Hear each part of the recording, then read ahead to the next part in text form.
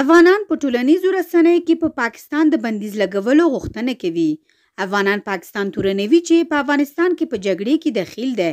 په افغانستان کې د طالبانو د بریدونو له زیاتوالي وروسته افغانانو په ټولنیزو رسنیو کې په پاکستان باندې د بندیز لګولو لپاره یو لوی کمپاین پیل کړی دی. افغانانو په فیسبوک او ټویټر باندې د سینکشن پاکستان هشټګ کاروي او تر دې دمه لسګونه زره ځلې کارول شوی دی.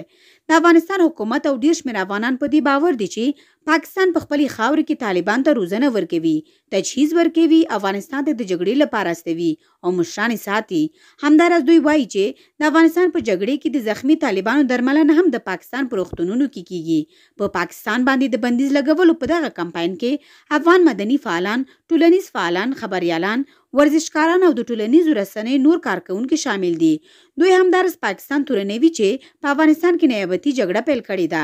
دا کمپاین له هغه وروسته پیل شو چې د افغانستان لپاره د کاناډا پخوانی سفیر کریس الکساندر وویل که په افغانستان کې د جګړې ختمېدل غواړئ په پاکستان باندې باید بندیز ولګوئ.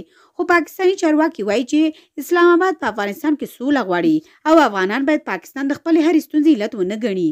دا په داسې حال کې ده چې څو ورځې مخکې په خیبر پښتونخوا کې د پښتو قومي جرګه کې یو شمېر سیاستوالو د پاکستان حکومت تورن کړ چې په افغانستان کې په جګړه کې دخیل دی.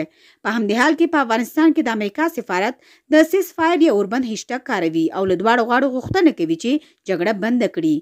له افغانستان څخه د بهرنۍ ځواکونو له وتلو وروسته طالبانو بریدونه زیات کړي چې ډېر خلک پکې وژل شوي او زرګونه کورنۍ بې ځایه شوي.